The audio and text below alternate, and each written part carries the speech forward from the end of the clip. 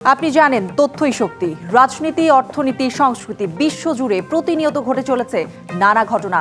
তাই বিশ্বজুড়ে প্রতি মুহূর্তের বর্ণনায় চলমান গুরুত্বপূর্ণ ঘটনার বিশ্লেষণ আর সবশেষ তথ্য নিয়ে বিশ্ব দৃষ্টি খুলে দিতে আপনার সাথে ডিবিসি ওয়ার্ল্ডের পর্দায় আছি আমি কাঞ্চন করি। চলুন শুরুতেই জেনে নিই প্রধান শিরোনামগুলো। যুক্তরাজ্যে চলন্ত ট্রেনে ছুরি হামলায় আহত অন্তত 10 জন। জড়িত সন্দেহে আটক 2, গভীর উদ্বেগ ব্রিটিশ প্রধানমন্ত্রী কিয়ার স্টারমারের।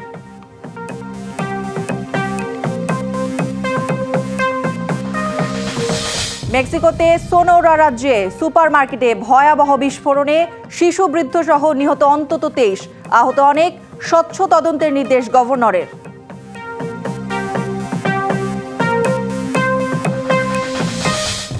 কেনিয়ায় ভূমিধসে মৃতের সংখ্যা বেড়ে দাঁড়িয়েছে 21 জনে, এখনও নিখোঁজ 30 জন, 1000-এরও বেশি বাড়িঘর বিধ্বস্ত।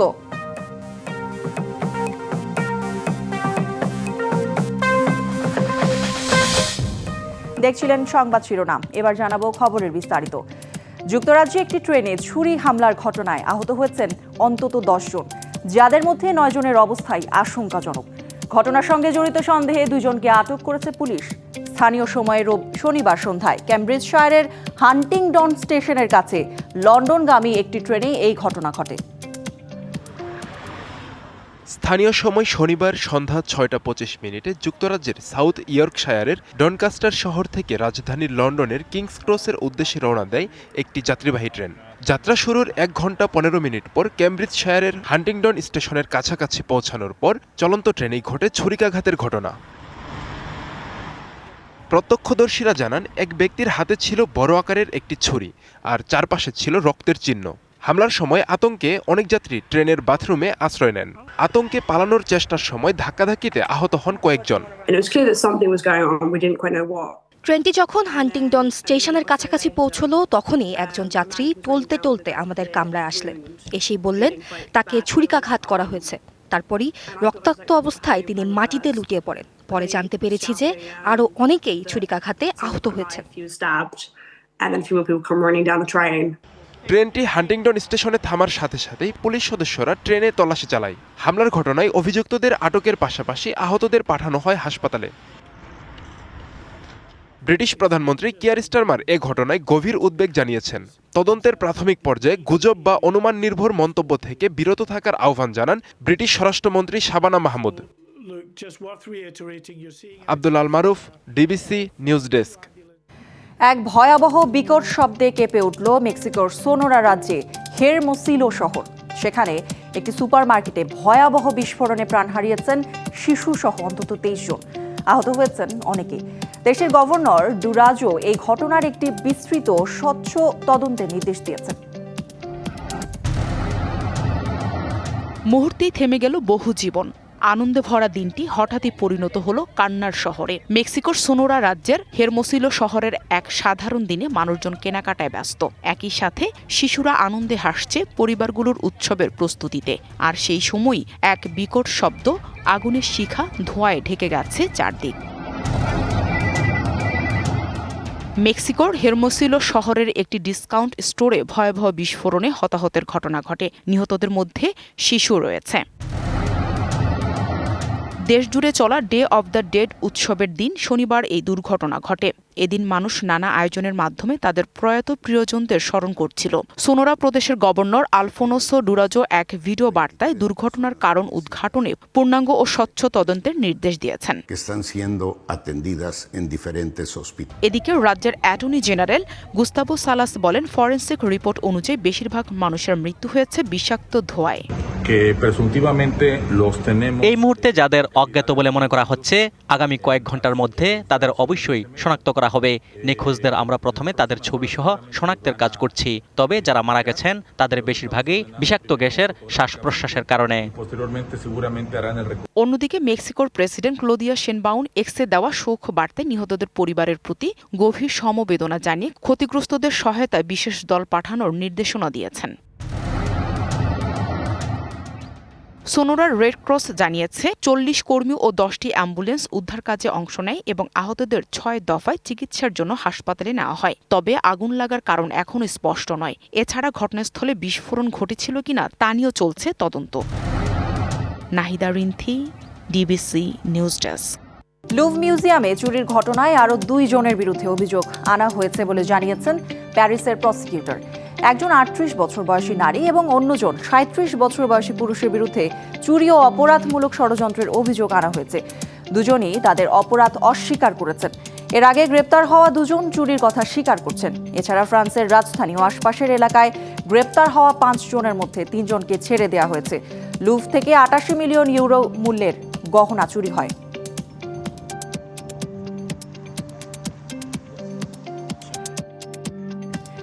কেনিয়ায় ভূমিধসে মৃতের সংখ্যা বেড়ে 21 জনে দাঁড়িয়েছে। এখনও নিখোঁজ 30 জন। কয়েকদিনের টানা বর্ষণে পশ্চিমাঞ্চলীয় প্রদেশ এলগেও মারাকুয়েতের চেসঙ্গোচ জেলার পাহাড়ি অঞ্চলে শনিবার ভূমিধসে হতাহতের এই ঘটনা ঘটে। ভূমিধসে রিফট উপত্যকা অঞ্চলের 1000-এরও বেশি বাড়িঘর ধ্বংস হয়েছে। সড়ক ভেঙে পড়ায় যোগাযোগ বিঘ্নিত হয়েছে। উদ্ধার তৎপরতা শুরু করেছেন দুর্যোগ মোকাবিলা দপ্তর। বৈরী আবহাওয়ায় উদ্ধার কাজে বেগ পেতে হচ্ছে। ক্ষতিগ্রস্তদের নিরাপদ আশ্রয়ে সরিয়ে নেওয়া হয়েছে।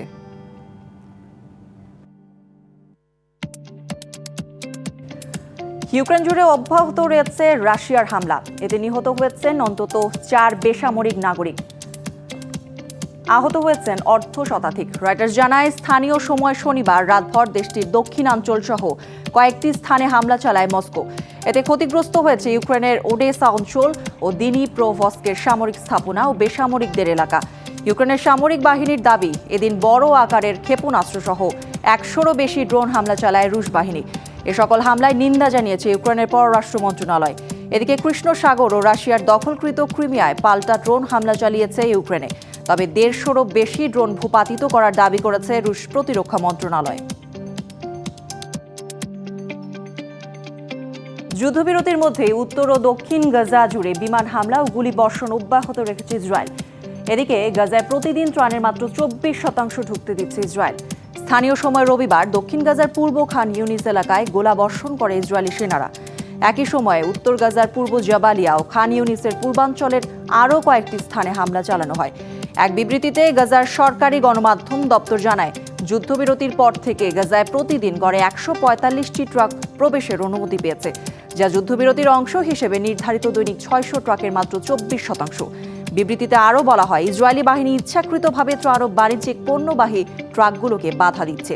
কোনো শর্ত বা বিধিনিষেধ ছাড়াই ত্রাণ প্রবেশের অনুমতি দিতে মার্কিন প্রেসিডেন্ট ডোনাল্ড ট্রাম্প সহ যুদ্ধবিরতি চুক্তির মধ্যস্থতাকারীদের প্রতি আহ্বান জানানো হয়।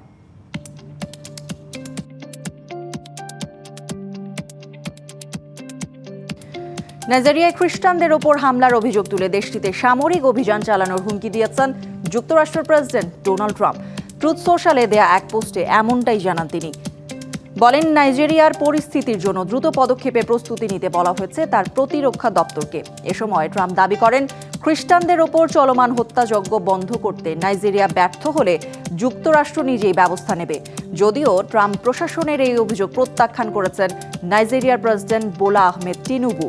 বলেন, তার দেশ ধর্মীয় স্বাধীনতার প্রতি প্রতিশ্রুতিবদ্ধ আর যথারীতিভাবেই আমেরিকার সাথে বন্ধুত্বপূর্ণ সম্পর্ক বজায় রাখতে চায় তার দেশ।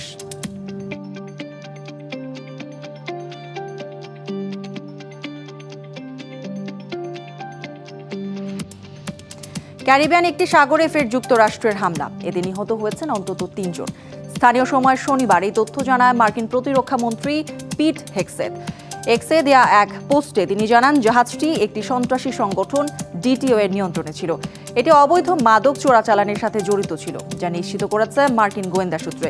ফলে প্রেসিডেন্ট ডোনাল্ড ট্রাম্পের নির্দেশে এই হামলা পরিচালিত হয়েছে বলে জানান তিনি। এদিকে গত 2 মাস ধরে ট্রাম্প প্রশাসনের অভিযানের নামে এ সকল হামলায় ক্যারিবীয় সাগরে নিহত হয়েছেন অন্তত 62 জন। আর যুক্তরাষ্ট্রে এই কর্মকাণ্ডকে অগ্রহণযোগ্য বলে নিন্দা জানিয়েছে জাতিসংঘের হাই কমিশনার ভলকার তুর্ক। গ্রিসের ক্রেট দ্বীপের ভোরিজিয়ায় বন্দুকধারীর হামলায় 2 জনের মৃত্যু হয়েছে। এই ঘটনায় আহত হয়েছেন আরও কয়েকজন। পুলিশ জানায়, এক বন্দুকধারী গুলি চালালে ঘটনাস্থলেই 2 জন মারা যান।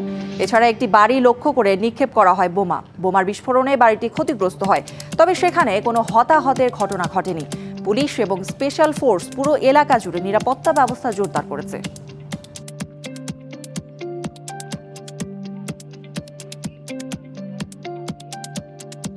জলবায়ু পরিবর্তনের ফলে ঝুঁকির মুখে ইরাকি সভ্যতার মূল স্মৃতিস্তম্ভগুলো। মরুকরণ, তাপমাত্রা বৃদ্ধি এবং অনিয়মিত বৃষ্টির কারণে ধ্বংসের মুখে মানব সভ্যতার আদিম নিদর্শনগুলো। অবিলম্বে স্মৃতিস্তম্ভগুলো সংরক্ষণের তাগিদ বিশেষজ্ঞদের।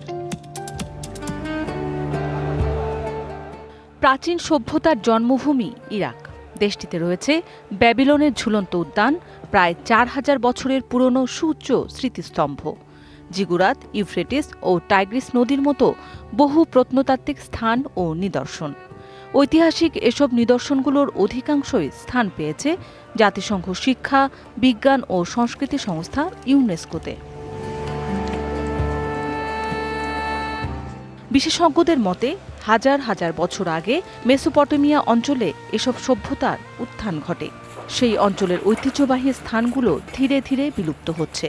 এর কারণ হিসেবে স্থানীয় প্রশাসন বলছে, তাপমাত্রা বৃদ্ধি ও পানি সংকটের কারণে এসব প্রত্নতাত্ত্বিক নিদর্শন সংরক্ষণ করা কঠিন।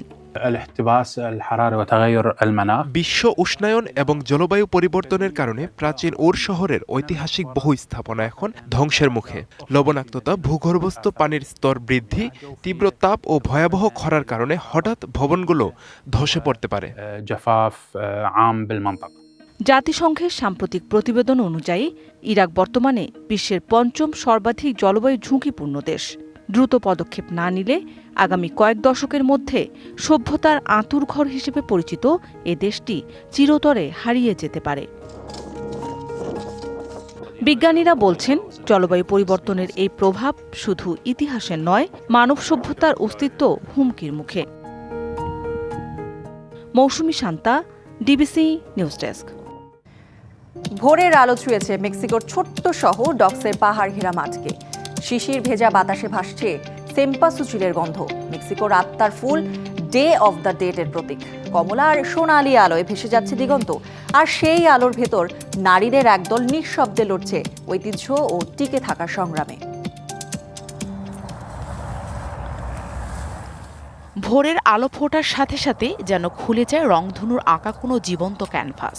বিশাল মাঠ জুড়ে বাহারি ফুলের মেলা, কমলা, সবুজ আর লালের মিশেল ছড়িয়ে দিচ্ছে পাগল করা গন্ধ।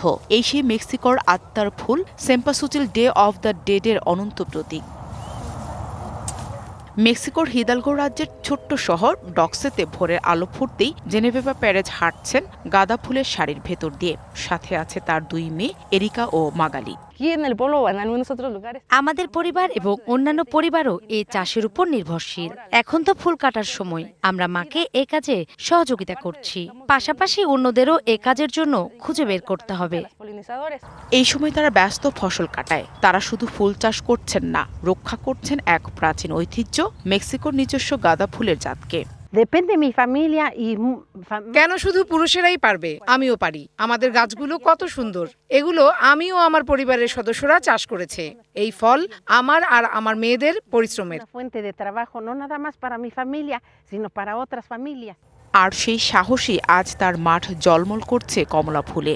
এরিকা মাকে প্রথম এই ফুল চাষের উৎসাহ দেন।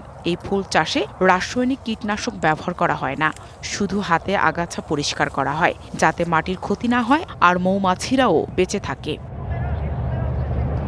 তবে জেনোভেভার কাছে এই ফসল কেবল জীবিকা নয়, এটি এক উত্তরাধিকারও।